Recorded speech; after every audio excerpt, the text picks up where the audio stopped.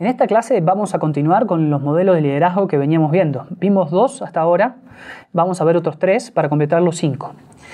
Este que sigue es líder del servidor del talento.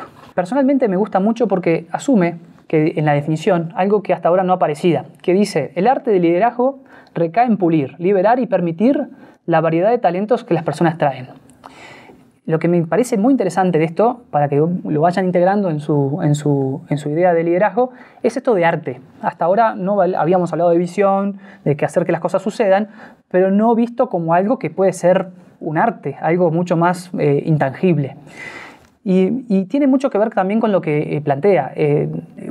Hay un arte en encontrar en las personas el potencial y el talento que tienen, ¿okay? Tiene además una definición muy humanista del término, porque el foco está puesto no solamente en que las cosas sucedan, sino en el foco en las personas que traen sus talentos. Veamos algunas de esos atributos y esas características que tienen este tipo de líderes. Primero, son íntegros en su comportamiento, ¿no? La integridad está definida por lo que pienso, lo que digo y lo que hago. Eso me hace ser íntegro. Y eso, de nuevo, apunta mucho a trabajar la gran virtud del ejemplo. La mejor forma de ser líder y de formar líderes es con el ejemplo. Y esto de integridad tiene mucho que ver ahí.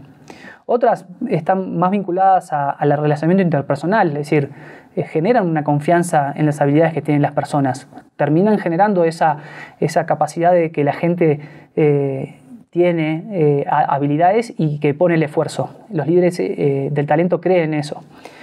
Tienen discernimiento con criterio, tienen coraje, tienen un sentido del humor importantísimo y tienen una energía intelectual que los hacen, sobre todo, curiosear, ¿no? Es decir, de gente que busca mucho la curiosidad intelectual, los atrae, son aprendices de por vida.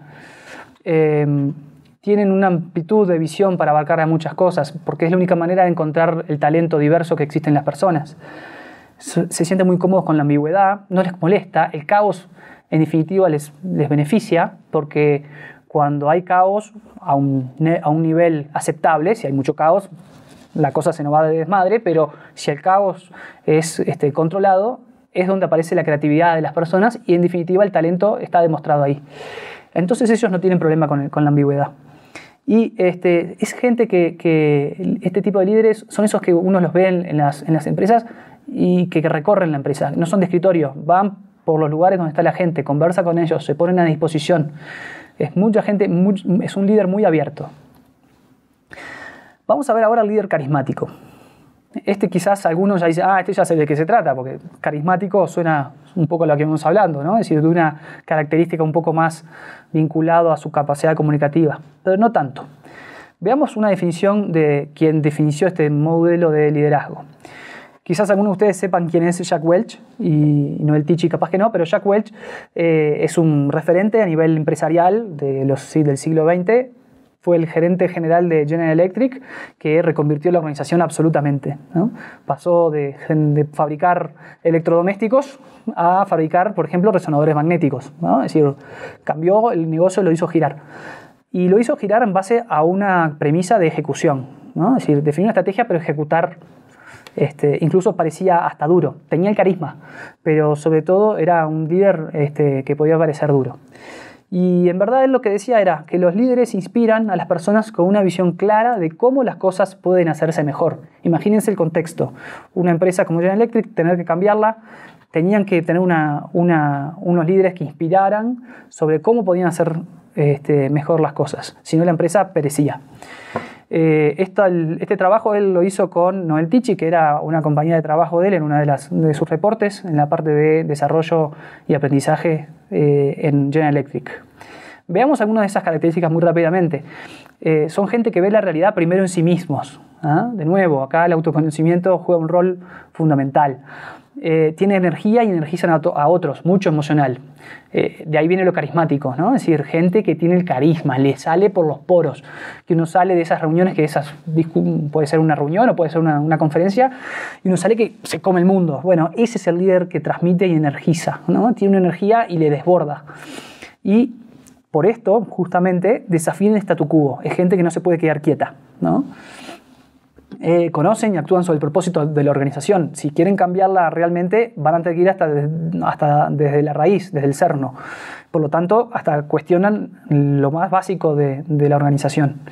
Y como les decía, pueden realizar algunas elecciones duras y toman acciones difíciles. ¿Por qué? Porque en definitiva saben a dónde van, tienen un sentido muy claro de su visión.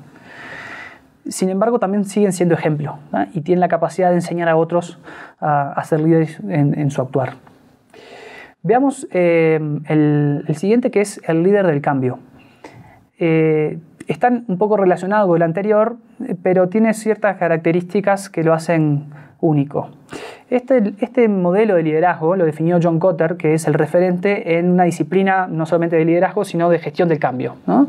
Quien desarrolló más esta disciplina fue esta persona que trabaja en Harvard, es un consultor y un profesor, y él dice que un buen liderazgo no significa escaparle a la realidad. Es decir, él se quiere apartar de la idea de que el líder es solamente un visionario que tiene ideas más allá de lo que pasa aquí y ahora.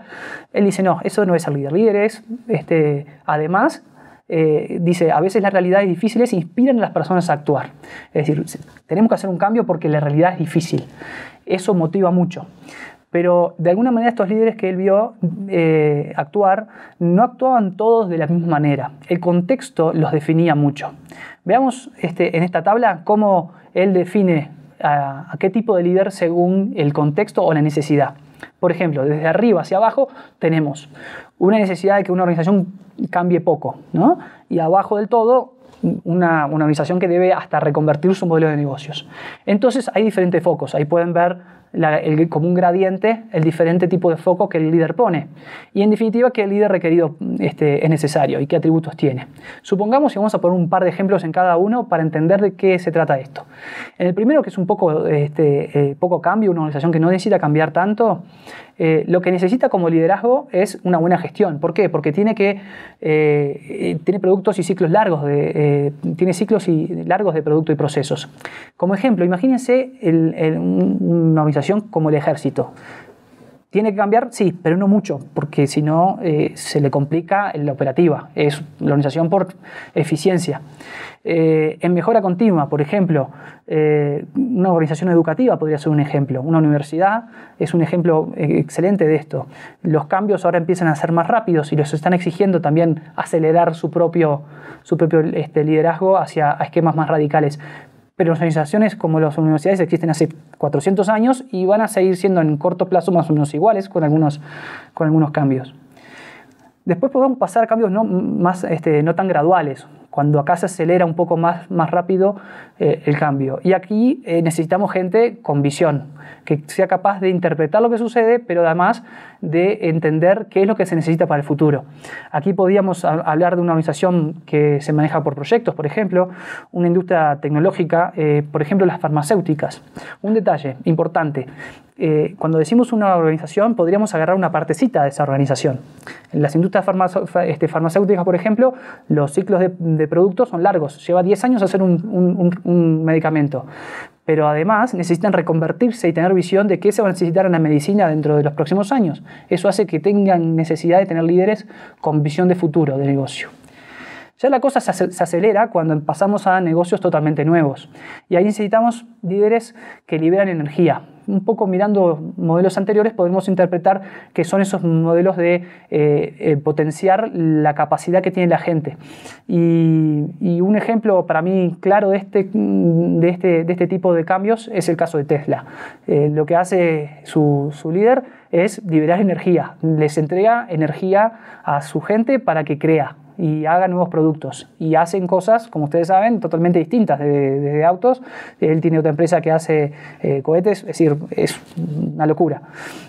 Por último, lo más radical del cambio y que tiene que ver con el modelo de negocio, ya no solamente los productos, sino cómo hacemos negocios. Para mí el líder transformador por excelencia puede ser Steve Jobs. Y hay una anécdota escrita en su libro que dice cuando recluta al que sería como un gerente general, que era Scully, que venía de PepsiCo. Y él le dice, ¿vas a seguir toda tu vida embotellando líquido en una botella y vendiendo botellas con un líquido adentro? ¿O querés venir con nosotros y transformar el mundo? ¿No? Esa fue su forma de transmitir una visión de un liderazgo radical que necesitaba para transformar lo que hoy es Apple. Así que con esta idea tenemos lo que es el líder, el modelo de liderazgo del cambio. Vimos 5 modelos distintos. Los 5 tienen sus características, algunas se asemejan entre sí, pero como vimos tienen sus particularidades.